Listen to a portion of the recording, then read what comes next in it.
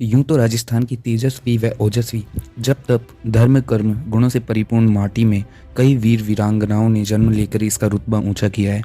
लेकिन महाराणा प्रताप उन चुनिंदा शासकों में से एक हैं जिनकी वीरता, शौर्य, पराक्रम के किस्से और गौरवमयी संघर्ष गाथा को सुनकर हर किसी के रोंगटे खड़े हो जाते हैं। अमर राष्ट्र नायक, दृढ़ प्रतिज्ञ और स्वाधीनता के लिए जीवन भर मुगलों से मुकाबला करने वाले साहसिक रणबांकुर महाराणा प्रताप को जंगल जंगल भटक कर घास की रोटी खाना मंजूर था, लेकिन किसी भी परिस्थिति व प्रलोभन में आकर अकबर की अधीनता को स्वीकार करना कतई मंजूर नहीं था। कौन थे महाराणा प्रताप? 9 मई 1540 ईस्वी को राजस्थान के कुंभलगढ़ दुर्ग में पिता उदय सिंह की 33वीं संतान और माता जयवंता बाई की कोख से जन्मे मेवाड़ मुकुटमणि महाराणा प्रताप, जिन्हें बचपन में किका कहकर संबोधित किया जाता, जो अपने निडर प्रवृत्ति, अनुशासन प्रियता और निष्ठा, कुशल नेतृत्व क्षमता, बुजुर्ग व महिलाओं के प्रति विशेष सम्मानजनक दृष्टिकोण, ऊंच नीच की भावनाओं से रहित, निहत्थे पर वार नहीं करने वाले, शस्त्र व शास्त्र दोनों में पारंगत एवं छापामार युद्ध कला में निपुण व उसके जनक थे। इसलिए महान थे महाराणा प्रताप। महाराणा प्रताप कूटनीतिज्ञ, राजनीतिज्ञ, मानसिक व शारीरिक क्षमता में अद्वितीय थे। उनकी लंबाई 7 फीट और वजन 110 किलोग्राम था और वे 72 किलो के छाती कवच, 81 किलो के भाले, 208 किलो की 2 वजनदार तलवारों को लेकर चलते थे।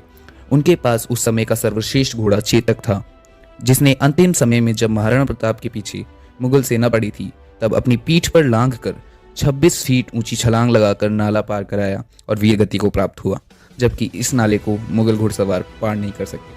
पिता उदय सिंह द्वारा अपनी मृत्यु से पहले ही अपनी सबसे छोटी पत्नी के पुत्र जगमाल को अपना उत्तराधिकारी घोषित करने से मेवाड़ की जनता असहमत थी।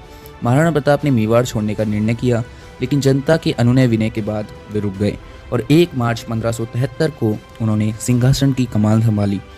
उस समय दिल्ली में मुगल शासक अकबर का राज था और उसकी अधीनता कई हिंदू राजा स्वीकार करने के लिए संधि समझौता कर रहे थे, तो कई मुगल औरतों से अपने वैवाहिक संबंध स्थापित करने में लगे थे। लेकिन इनसे अलग महाराणा प्रताप को अकबर की दास्तां मंजूर नहीं थी। इससे आहत होकर अकबर ने मान सिंह और जहांगीर के अध्यक्षता में मेवाड़ आक्रमण को लेकर अपनी सेना भेजी। न कोई जीता न कोई हारा। 18 जून 1576 को आमेर के राजा मान सिंह और आसफ खां के नेतृत्व में मुगल सेना और महाराणा प्रताप के बीच हल्दी घाटी का युद्ध हुआ।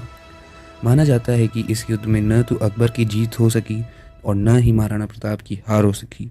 एक तरफ अकबर की विशालकाय साजो सामान से सुरक्षित सेना थी, तो दूसरी ओर महाराणा प्रताप की जुझारू सैनिकों की फौज थी।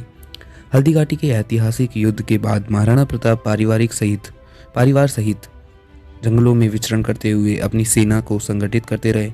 एक दिन जब उन्होंने अपने बेटे अमर सिंह की भूख शांत करने के लिए घास की रोटी बनाई, तो उसे भी जंगली बिल्ली ले भागी। इससे विचलित होकर महाराणा प्रताप का स्वाभिमान डगमगाने लगा, उनके हौसले कमज़ोर पड़ने लगे। ऐसी अफवाह फैल गई कि महाराणा प्रताप की विवशता ने अकबर की अधीनता स्वीकार कर ली। तभी बीकानेर के कवि पृथ्वीराज राठौड़ ने महाराणा को पत्र लिखकर उनके सुप्त स्वाभिमान को पुनः जगा दिया। फिर महाराणा प्रताप को मरते दम तक अकबर अधीन करने में असफल ही रहा। अंततः महाराणा प्रताप की मृत्यु अपनी राजधानी चावंड में धनुष की डोर खींचने से उनकी आंत में लगने के कारण इलाज के बाद 57 वर्ष की उम्र में 29 जनवरी 1597 को हो गई। जब रोने लगा अकबर और लिंकन मांगी थी मेवाड़ की मिट्टी। कहते हैं महाराणा प्रताप की मृत्यु का समाचार सुनकर अकबर की आंखों में भी प्रताप की अटल देशभक्ति को देखकर आंसू छलक आए थे। मुगल दरबार के कवि अब्दुल रहमान ने लिखा है, इस दुनिया में सभी चीज़ खत्म होने वाली है, धन दौलत खत्म हो जाएंगे, लेकिन महान इंसान के गुण हमेशा जिंदा रहेंगे। प्रताप ने धन दौलत को छोड़ दिया, लेकिन अपना सिर कभी नहीं झुकाया। हिंद के सभी राजकुमारों में अकेले उन्होंने अपना सम्मान कायम रखा। और तो और एक बार अमेरिका के भूतपूर्व राष्ट्रपति अब्राहम लिंकन भारत के दौर पर आ रहे थे, तो उन्होंने अपनी माँ से पूछा, मैं अब आपके लिए भारत से क्या लेकर आऊँ? तो उनकी माँ ने कहा था, भारत से तुम हल्दी घाटी की मिट्टी लेकर आना, जिसे हजारों वीरों ने अपने रक्त से सींचा है। लेकिन इन सब के उपरांत भी इतिहास की पाठ्य पुस्तकों में महाराणा प्रताप की वीरता के अध्याय पढ़ाने की बजाय अकबर की महानता के किस्से पढ़ाना इस सच्चे राष्ट्र नायक के बलिदान के साथ नाइंसाफ़ी है।